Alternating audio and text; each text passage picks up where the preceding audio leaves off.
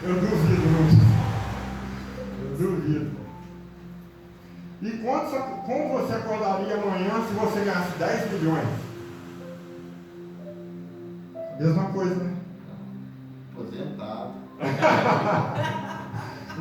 Com certeza. Agora eu vou fazer uma pergunta para vocês. Se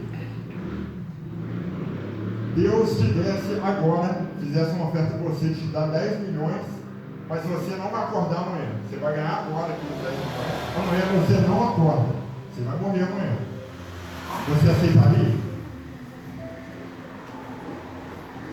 Alguém que aceitaria essa proposta? Sabe por quê, irmãos? Que você não aceitaria? Porque acordar amanhã é mais valioso que 10 milhões. Você está vivo amanhã, você acordar, você ver o sol, você se alimentar, você sentir o vento batendo no seu rosto, vale mais que 10 milhões. E às vezes você não reconhece isso. Amém, igreja? Amém. As pessoas não reconhecem que estar vivo é maior do que você ter riqueza, do que você ter qualquer bem material. A oportunidade que Deus está te dando de acordar vale mais do que o mundo inteiro. Vale mais do que você ter uma conta bancária, né? Imensa. Quantas pessoas são ricas, irmãos, e acordam de mau humor, brigando?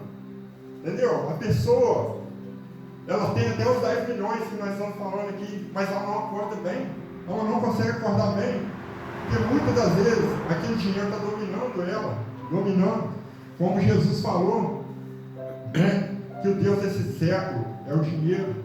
A pessoa coloca toda a sua confiança no dinheiro, toda a sua confiança nos bens que ela tem na conta bancária. Só que ela não reconhece que estar vivo, estar acordado, vale mais do que tudo isso. Amém? Então, eu gostaria nessa noite de enfatizar um dos aspectos do reconhecimento. Eu pedi a produção aí que eu não vou abrir mais a Bíblia, não. Vou ler por aqui mesmo, irmão. No livro de Jeremias, no capítulo 14, versículo 20. Jeremias, capítulo 14, versículo 20. Amém?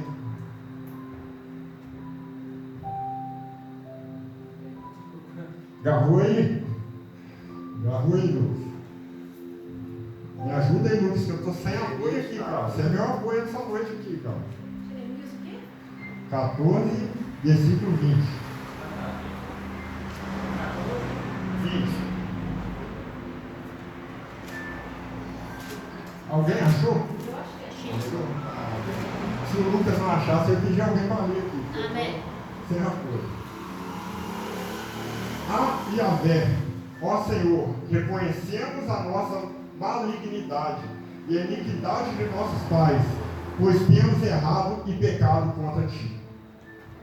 Irmãos, se você ler esse texto, o contexto desse texto, o contexto dele, o que está acontecendo antes de que o profeta falasse isso? O povo de Israel, ele entrou, como diversas vezes acontece na Bíblia, né? Ele entrou em idolatria, pecado e tal. E o que aconteceu? Israel foi atacado, aquela velha história que acontece no Velho Testamento toda hora. Israel peca, e vem uma nação de fora, vem, domina Israel, arrebenta com tudo, mata um monte de gente, o povo entra em desgraça. Para você ter ideia, no contexto dessa palavra,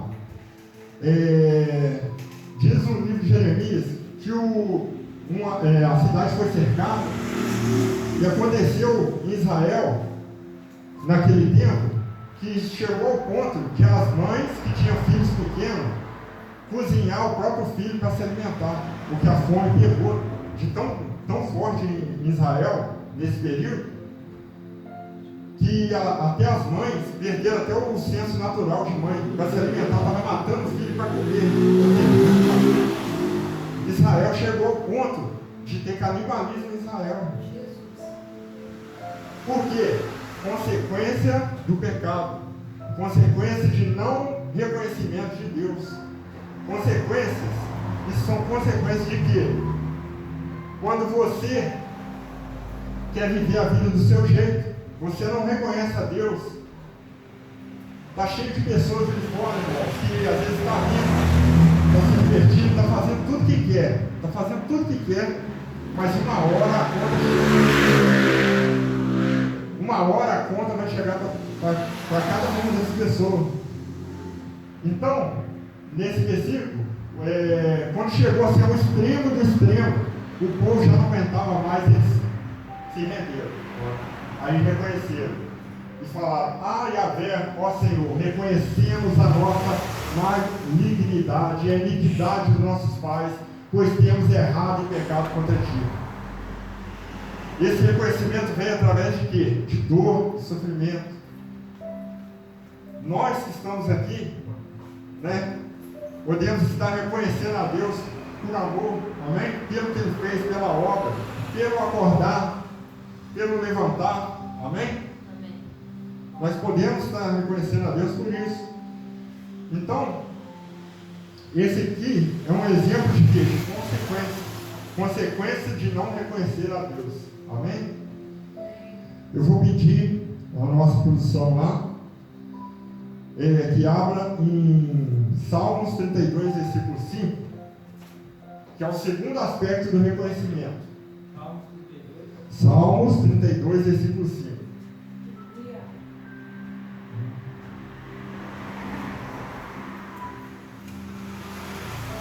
Confessei-te o meu pecado, reconhecendo minha iniquidade, e não encobri as minhas culpas. Então declarei. Segue, Lucas. Confessarei minhas transgressões para que o Senhor. Não, confessarei minhas transgressões para o Senhor, e tu perdoaste a culpa dos meus pecados. Sabe o que é isso, irmão? Quando você faz isso, você está fazendo o quê? Um exame pessoal. Você está examinando dentro de você. Amém? Essa é uma segunda consequência do reconhecimento. Você olhar para dentro de si. Amém? Amém. Nós precisamos olhar para dentro de nós mesmos. Fazer um exame pessoal. Fazer um exame das nossas atitudes, dos nossos pensamentos.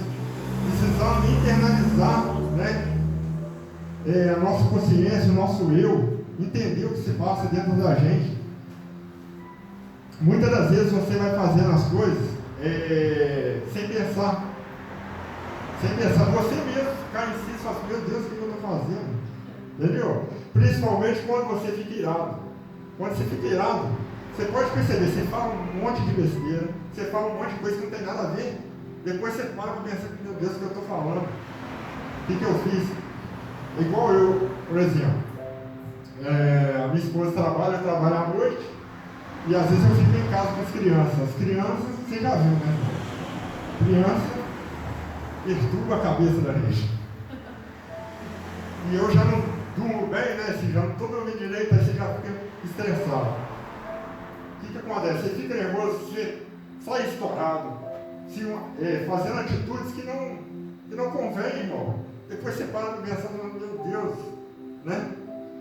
Poderia ter agido diferente, né? E isso é por quê? Porque você não pensou antes de fazer. Você não pensou. Mas entra aqui, quando você começa a meditar na palavra de Deus, a palavra de Deus começa a te confrontar, você tem que fazer o quê? Um exame pessoal, um exame interno, como você está. Não é você e Deus, irmãos. Amém? É você diante de Deus examinando. O que diz na Santa Ceia? Aquele versículo que fala: examina-se, pois, o homem a si mesmo, e assim como nesse pão. Então você tem que fazer um exame pessoal. Sim, diariamente, às vezes fica difícil, porque a vida é corrida, mas pelo menos uma vez por semana você tem que parar e pensar suas atitudes, o que a gente está fazendo, né? Vou pedir o Lucas para abrir no livro de Lucas, amém? Capítulo 7, versículo 29, ainda sobre o exame pessoal, amém? Lucas 7, 29.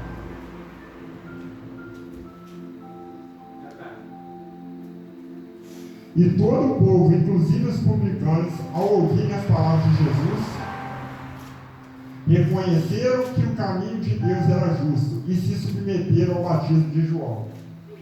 Amém? Ao ouvir a palavra de Jesus, eles o quê? O que aconteceu, igreja? Reconheceram que o caminho de Deus era o quê? Justo. Então, o confronto da palavra, a palavra confrontando as pessoas, gera o quê? Reconhecimento. Ou vai gerar duas coisas, irmão. Ou reconhecimento ou rebeldia. Ou a pessoa vai bater o pé e se retirar, ou ela vai reconhecer. Não existe dois caminhos. Ou existe o caminho do reconhecimento, ou o caminho da rebeldia, irmãos. Ou o caminho da revolta, do endurecimento do coração.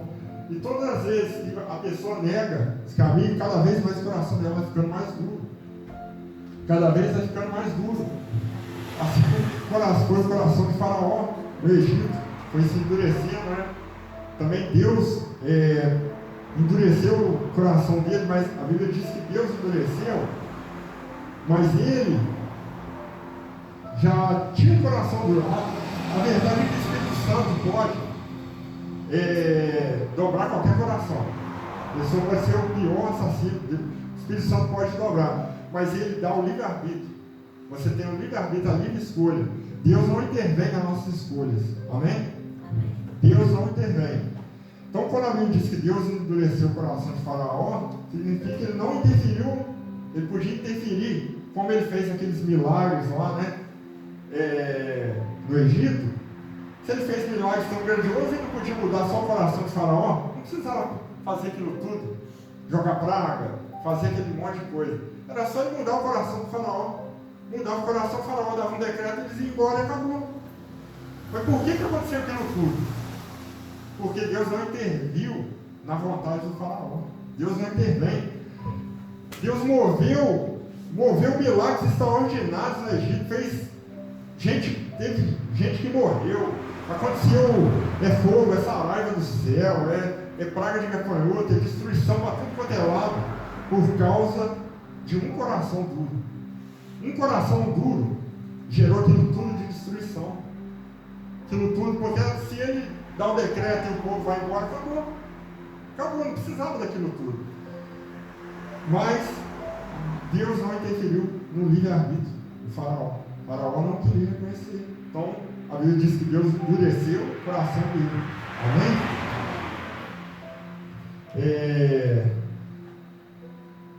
Abre para nós aí também. Passa para nós aí, Lucas. 1 Crônicas 21, versículo 8.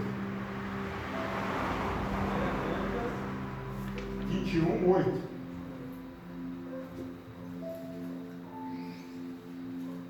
Então Davi reconheceu seu erro e confessou a Deus: pequei gravemente com a minha atitude. Agora, pois, eu te imploro que perdoes o pecado do teu servo, porque cometi uma grande loucura. Amém? Reconhecimento. Reconhecer o pecado. Só que o reconhecer o pecado não exclui as consequências dele. Você pode reconhecer o seu pecado. Depois que você fez, tem consequências. Vamos supor, o indivíduo pega, participa aí de uma orgia e pega uma AIDS, uma doença sexualmente. Ele pode se arrepender, mas a consequência está ali. A consequência que ele fez está ali. A pessoa pode se arrepender, pode até aceitar Jesus, né? Mas está lá a consequência. Pode ser curado? Pode. Mas a cura, ela depende da vontade de Deus também. E depende também de fatores que vai além da nossa compreensão, irmão. Porque a Bíblia fala que Jesus não curou a todos, ele curou a muitos, né? E muitos servos de Deus, pessoas santas, às vezes morrem doentes. Aliás, todas as pessoas morrem doentes. Porque quando você morre de velho, você morre adoecido pelo pecado, porque Deus nos criou para a eternidade. Quando Deus criou o homem, Ele criou para ser eterno. Então, a própria morte já é uma doença. Quando o coração da pessoa para de que ele envelheceu, porque ele envelheceu doente. Amém? Não existe uma pessoa que fica velha que não tenha doença. Não existe. A pessoa, por mais saúde que ela tem, vamos supor, a pessoa viveu 100 anos, mas ela vai morrer de doença. Qual doença? A doença do pecado que fez ele envelhecer. Não era para ele acontecer isso. Então é uma doença. A morte é uma doença. Amém? E nós estamos sob o controle de Deus e a vontade de Deus. Deus tem o seu controle e a sua vontade. Se Deus permitir que eu morra de doença, vou morrer. Assim, falando assim, é mais novo, né? Uma pessoa mais jovem morrer. Né? Vou morrer.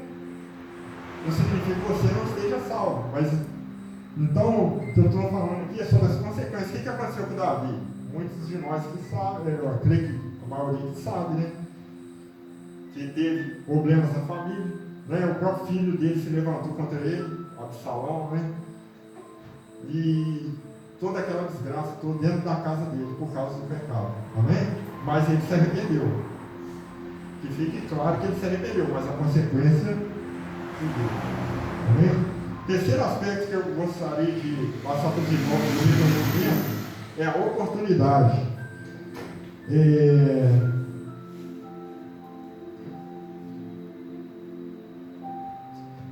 Infelizmente, irmãos, eu esqueci de colocar aqui o livro. Eu coloquei o capítulo, o versículo, não coloquei o livro. Mas eu vou dar um exemplo para os irmãos, amém? A mulher com fluxo de sangue. Ela viu Jesus passando, ela viu que uma oportunidade. Olha só, irmão, olha só como é grandiosa essa passagem. Jesus, muitas pessoas não reconheceram Jesus quando ele estava passando na terra. Tentaram matar ele várias vezes, os fariseus ali, né, perturbando ele, pegaram pedras para atirar nele, ele tinha que se retirar, foi expulso de vários lugares, mas algumas pessoas souberam reconheceram, quando viram ele, reconheceram que ele não era uma pessoa normal, que não era um homem. E a mulher com fluxo de sangue, ela reconheceu que ele podia curar ela. Ela reconheceu. Só que ele estava passando no meio de uma multidão. Tinha uma multidão apertando ele, tinha um monte de gente em volta dele. O que ela fez? Ela não tinha forças, irmãos, porque ela estava com fluxo de sangue há 12 anos, então era uma mulher fraca, devia ser uma pessoa anêmica, estava fraca, frágil. O que ela fez? Ela enfiou no meio do pessoal e foi indo até ela encostar nas vestes de Jesus. Quando ela encostou, Jesus falou que saiu virtude dele, ou seja, foi uma coisa que saiu dele, mas partiu dela. Partiu dela e falou: quem me tocou? Porque de mim saiu virtude, ou seja, saiu poder.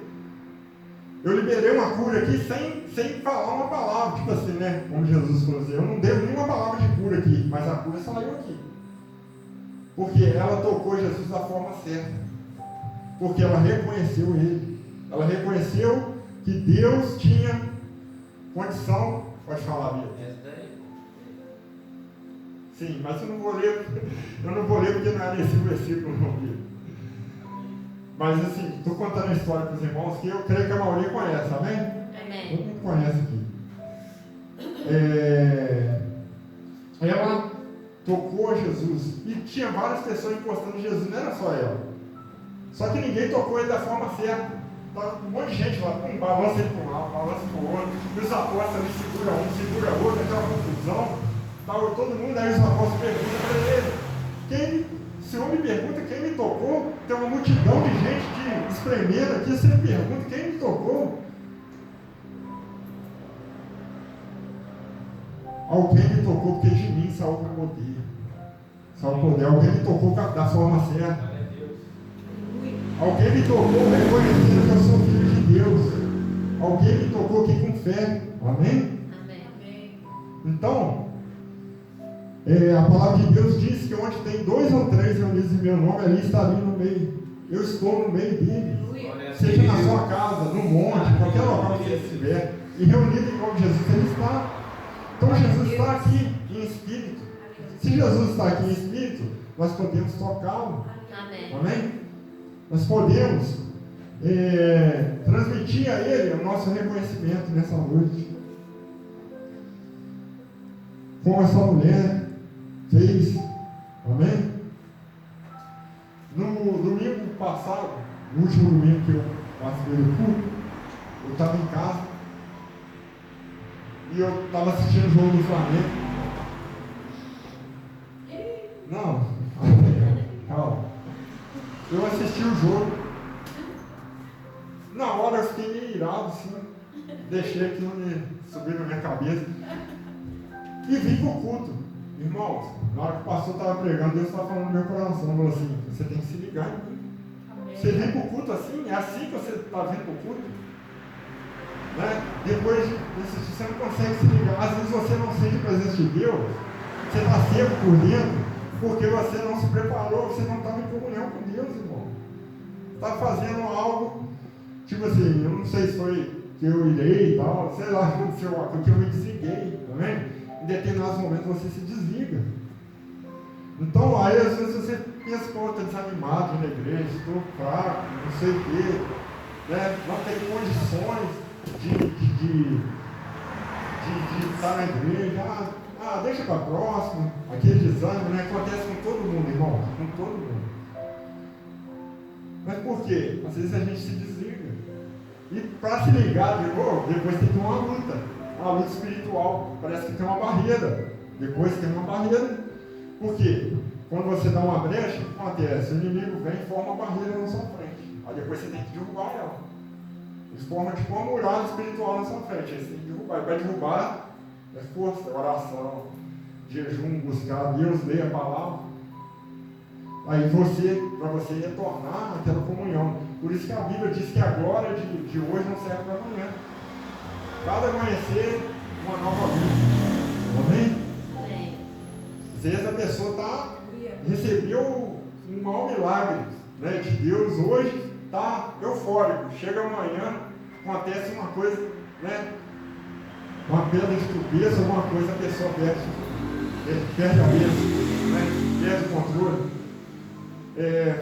Aconteceu com Elias, né? O profeta Elias, Deus falou com ele, mandou uma profecia para ele repreender Acabe lá, né? O rei, porque ele estava obedecendo a esposa dele, que era uma maldição na vida dele, né? De Isabel, e ela só instigando ele a fazer coisas erradas contra Deus. Deus falava com Elias, no monte lá, Horebe, qual monte que foi, não lembro. Do monte lá, né, desceu fogo do céu para consumir o holocausto, né, Deus respondia Elias de forma extraordinária. Mas quando Jezabel falou que ia matar ele, o que ele fez? Ele saiu correndo, ele correu, ele tremeu diante de Jezabel, ele enfrentou 400 profetas de Baal, né? Ele enfrentou ali os profetas de Baal. Deus respondeu ele, mas uma mulher fez ele correr. Ele correu. Por quê? Porque a glória daquele dia que ele enfrentou os profetas foi uma, do outro dia é outra. É outra luta. Às vezes a pessoa perde uma luta, uma batalha com uma coisa que ninguém acha que é fraca, uma coisa simples. Derruba, tira a bênção da pessoa. Uma coisa simples. Uma palavra de maldição, uma briga, sei lá. Alguém fala uma coisa que te desagrada, já te tira do eixo totalmente. E às vezes você vence uma guerra, né? Mata um leão por dia, faz coisas grandes, né? Quando se enfrenta coisas grandes, uma coisa pequena, às vezes te abala. Amém? Então, né? O reconhecimento de Deus, né?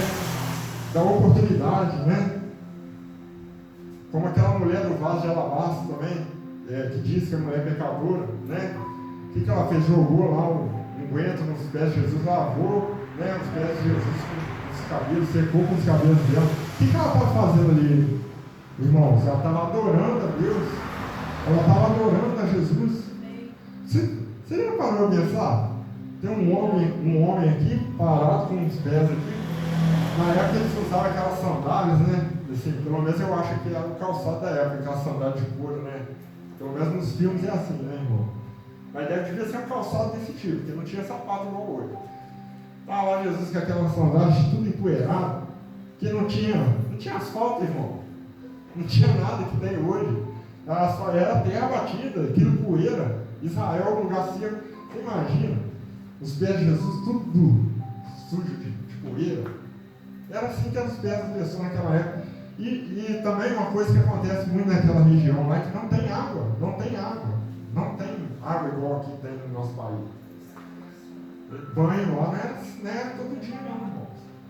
Banho nessas regiões aí, deserto, Arábia Saudita, Israel, esses lugares afastados aí, aguinha só assim, jogar uma aguinha na cabeça. Olha lá, na época ela tinha uns tanques lá, né? O pessoal pulava uns tanques lá, se lavava e tal. Mas a mulher lá, ela não olhou o pé dele, se estava empoeirado, né? Como que estava, pegou e jogou lá nos pés dele, foi, né? Jogou um guento que era tipo um perfume, né? Da época. E também, como eles andavam muito, né? Não tinha veículos, né? Como tem hoje, andavam distâncias muito longas, acostumavam os pés da pessoa a rachar, né? Já seco, o pé ficava tudo rachado. Então eles usavam muito óleo nos pés, gostavam de banhar os pés com óleo. Para quê? Para dar um alívio nas rachaduras do pé, que andava muito, né? E o que acontece? Essa mulher foi e se jogou lá e adorou a Deus. Não se portou com o pé dele mal ali, adorou ele, porque ela reconheceu que ele era o Filho de Deus. Aleluia. Que ele não era uma pessoa comum que estava ali. Que era alguém especial que estava ali. Amém? E ela se deu tudo que ela tinha de melhor para ele naquele momento. O quarto aspecto do reconhecimento é uma lei divina. Vou pedir o Vitor para abrir lá em Provérbios 28, capítulo 28, versículo 13. 13.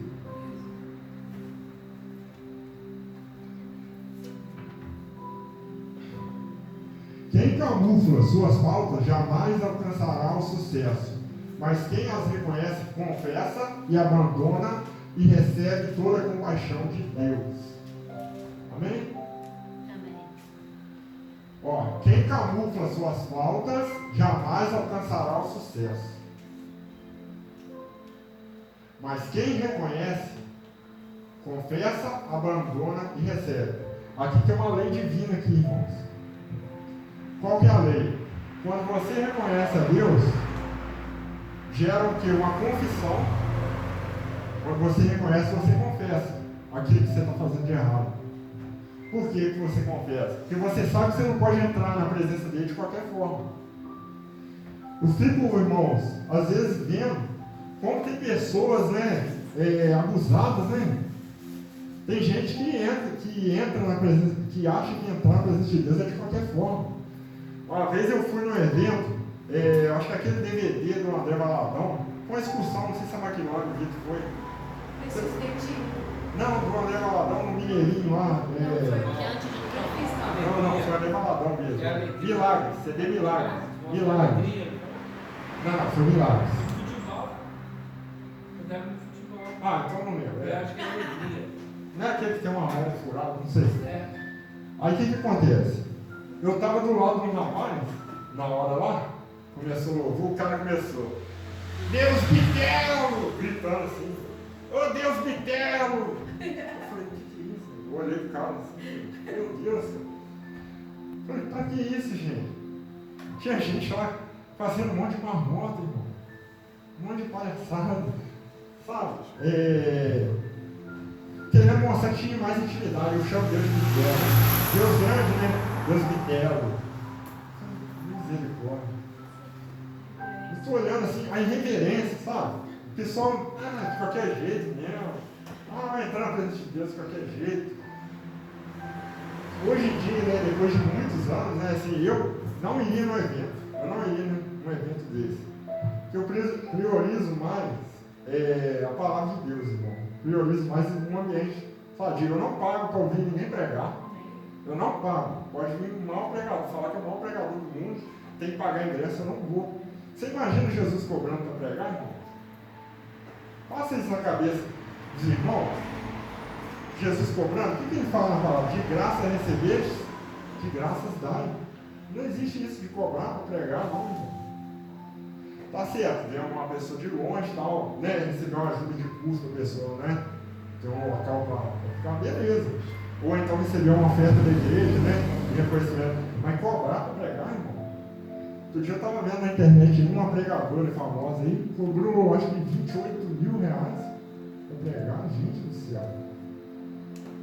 A mulher estava andando com aquelas roupas chiques, né? Coisa do Louis Vuitton, bolsa do Louis Vuitton, não sei o quê, cinto da Gucci. Só o cinto dela acho que é 10 mil reais, não sei. Negócio assim. Uma vez eu fui num evento ali perto onde era o Free Hits, né? Não lembro. Então, acho que o Silas Malafaia ia lá. O Silas Malafaia foi lá. O Silas Malafaia teve a coragem de falar lá no evento que cada pneu do carro dele custava 5 mil reais. Se você assurei o pneu do meu carro, você vê, esse pessoal ele vive em outro nível, irmãos. Eles vivem em outro nível, de uma outra esfera de vida. Isso não é evangelho, não é. O evangelho da prosperidade, ele é um dos maiores heresias que tem no meio evangélico. Por quê? Ele afasta as pessoas de Deus, ele coloca o dinheiro acima de tudo. Tira o reconhecimento de Deus das coisas. Virou pretexto. Por quê? É muito conveniente você ter um evangelho que prega riqueza. É muito conveniente você ter um evangelho assim, para você chegar com o seu BMW na porta da igreja. Estou falando de alguns pastores aí, né? Famosos aí, né? Para ele chegar com uma BMW de 200 mil reais na porta da igreja, enquanto tem muito membro vindo a pé, né? Muitos membros da igreja. Não estou dizendo que o pastor não pode ter um carro, né?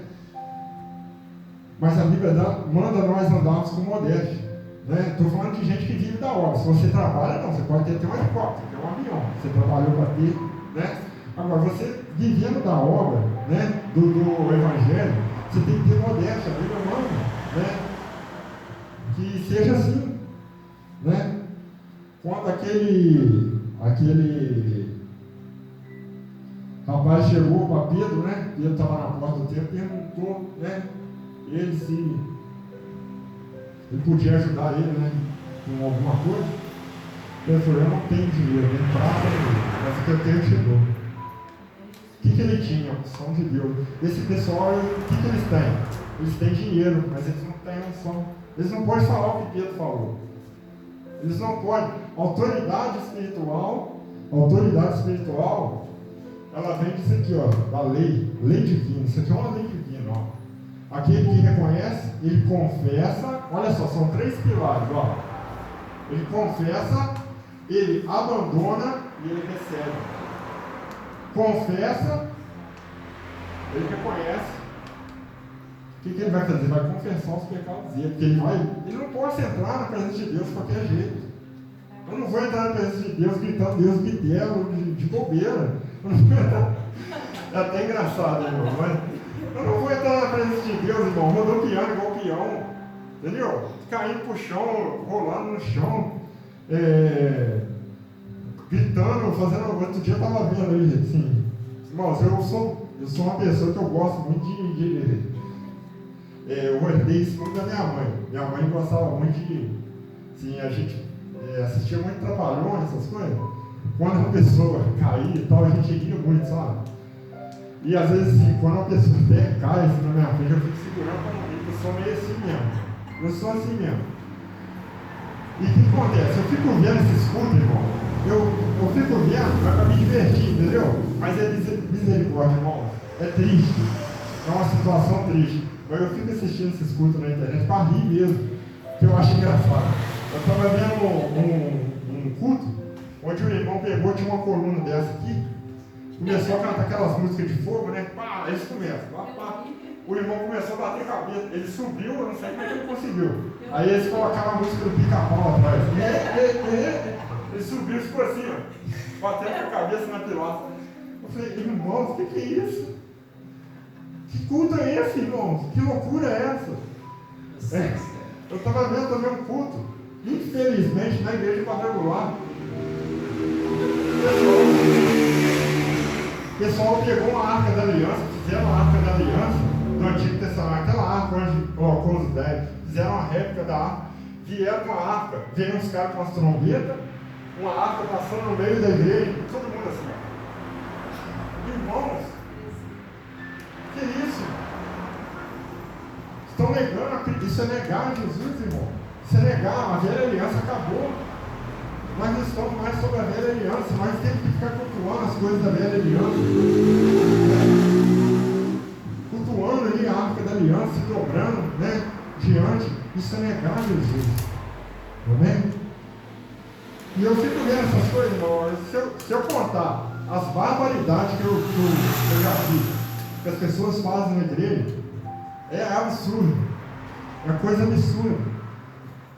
É coisa assim de envergonhar. Inclusive, quando eu vou falar da palavra de Deus para alguém, eu já deixo bem claro que eu estou falando da palavra de Jesus. Eu não estou falando de religião, porque as pessoas sempre vêm falar disso aí. Ah, mas eu vi numa igreja aí o pessoal fazendo isso, fazendo aquilo. Quer dizer, são pedras de tropeço. Por quê? Porque são irreverentes. Nesses lugares, irmão, só tem fogo e poder. Só fica falando de fogo e poder, fogo e poder, fogo e poder. Mas não tem isso aqui, ó, reconhecimento. Não tem aqui, ó, confissão de pecados. Não tem abandono de pecado e não recebe. Não recebe, aquilo tudo é artificial. Sabe o que eles estão recebendo ali, irmão? Eles estão recebendo ali, é condenação para eles. Eles estão recebendo ali. Tem gente que fala que é o demônio. Às vezes eu nem considero, eu acho que é mais que o homem mesmo, que é coisa do homem. Logicamente que o demônio vai entrar nessa brecha, né, irmão? Não tem essa lei de não tem confissão, não tem abandono e não recebe. Para receber tem que confessar e abandonar. Amém? Amém. E para finalizar aqui, irmãos, eu achei que eu ia até meia-noite hoje, mas a voz já está acabando já. Mas como o irmão Lucas não deu tempo, me deu tempo aqui, tem aqui mais uns 50 versículos para passar para os irmãos, também? Pode passar. Vamos analisar ponta a ponta aqui, mais uns 50 versículos aqui, amém? O quinto aspecto é produzir a ira de Deus. Produz a ira. Salmos 95, versículo 10.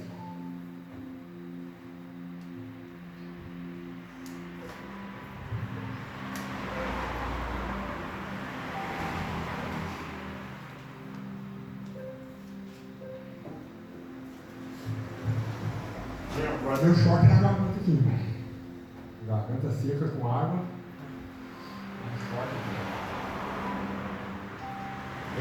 Durante 40 anos permaneci irado contra aquela geração e declarei: este é um povo de coração ingrato que não recebe os meus caminhos.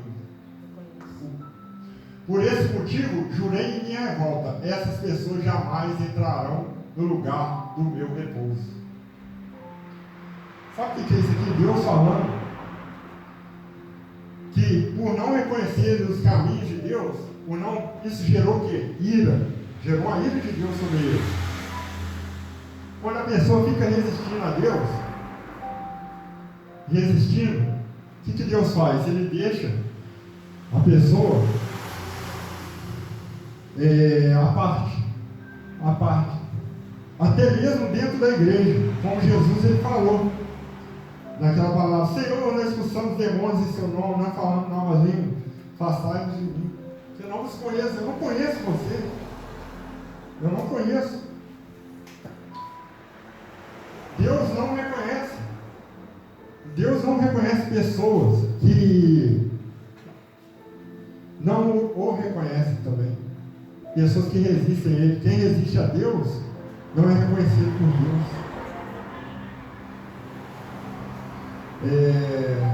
Pediu o irmão Vitor também para abrir capítulo 3, versículo 10, já estou terminando. Amém? Hebreus 3, 10.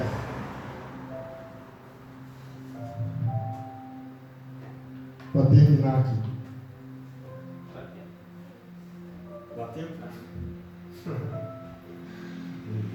Por esse motivo, me indignei contra essa geração. E declarei: o coração destes está sempre se desviando e não reconhece os meus caminhos. O não reconhecimento dos caminhos de Deus gerou o que em Deus? Aqui. Me indignei. Deus se indignou. Ficou indignado. Então Deus, ele se indigna com as pessoas que não reconhecem. A Bíblia diz que Deus não poupou nem anjos, irmãos. Nem os anjos foram poupados. Aquele que se resiste a Deus, Deus não poupa. Deus não poupou anjos e Deus também não poupou a nação de Israel. Porque eles eram os ramos naturais. Nós fomos enxertados na videira, porque os ramos naturais foram cortados, arrancados fora, porque não reconheceram.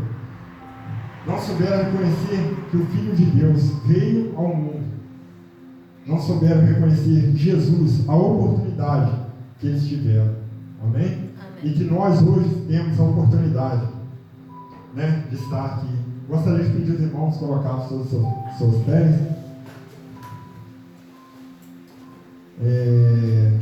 Eu vou voltar a palavra ao irmão Lucas. Mas antes eu gostaria que os irmãos orassem a Deus, reconhecessem a Deus a oportunidade que nós temos aqui nessa noite de estarmos aqui.